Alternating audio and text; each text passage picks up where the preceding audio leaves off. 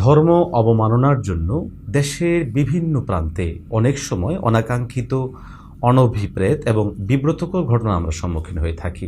যেমন কিছুদিন আগে হয়েছিলাম ফরিদপুরে, গতকালকে ঘটনা ঘটেছে কুষ্টিয়াতে। ধর্ম অবমাননা নিয়ে আমাদের দেশে বাড়াবাড়ি ছাড়াছাড়ি দুটোই আছে।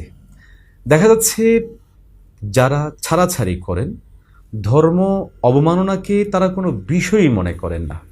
আমাদের বিজ্ঞ ওলামায়ে কেরামগণ ধর্ম অবমাননা বিষয়ে দীর্ঘ সময় পর্যন্ত দাবি জানিয়ে আসছেন যে দেখুন, ধর্ম অবমাননা করলে তার জন্য একটা শাস্তি নির্ধারণ করা হোক, ব্লাসফেমি আইন করা হোক। দুর্ভাগ্যজনকভাবে আমরা দেখেছি বিগত সরকারসমূহ কোনো অবস্থাতেই তারা ধর্ম অবমাননার কোনো আইন তারা করছে না। ফলে অনেককে দেখা যাচ্ছে আল্লাহর বিরুদ্ধে কথা বলছে, অনেককে নবীকে নিয়ে কথা বলছে, অনেকে কোরআন নিয়ে কথা বলছে, অনেকে ধর্মের অনেকগুলো বিষয় নিয়ে যাচ্ছে তাই বলে যাচ্ছে। এটা যেমন ছাড়াছাড়ির একটা খুব বাজে দিক।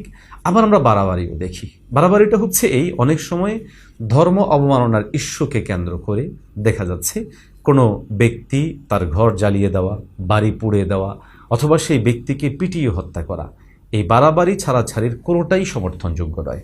বরং এখানে ইনসাফপূর্ণ কথা হচ্ছে রাষ্ট্রের জন্য অত্যন্ত জরুরি এদেশে ধর্ম যেন অবমাননা না হয়। এর জন্য অপরাপর জিনিসের ক্ষেত্রে যেমন রাষ্ট্র আইন করে ওই সমস্ত বিষয়গুলোকে তারা চেষ্টা করছে কমিয়ে আনার জন্য, একইভাবে আইন করে ধর্ম অবমাননার মতো অপরাধকেও কমিয়ে আনার জন্য রাষ্ট্রের আইন করা জরুরি। জনগণের এই ক্ষেত্রে জানা জরুরি, আমরা যারা সাধারণ জনগণ, আমাদের মধ্যে বিভিন্ন পর্যায় ও লেভেল রয়েছে। আমরা যারা একদম সাধারণ জনগণ, আমরা যারা স্বাভাবিক বিভিন্ন আলেম ওলামায়ে কেরাম মুফতি মুহাদ্দিস রয়েছে, কিন্তু রাষ্ট্রের কোনো প্রশাসনিক দায়িত্বে নাই, আমাদের কারো জন্যই বৈধ নয় রাষ্ট্রীয় আইন নিজ হাতে তুলে নিয়ে কোনো ব্যক্তিকে হত্যা করা, অথবা কোনো ব্যক্তিকে প্রহার করা, অথবা তার ঘর বাড়ি ইত্যাদি জ্বালিয়ে দেওয়া।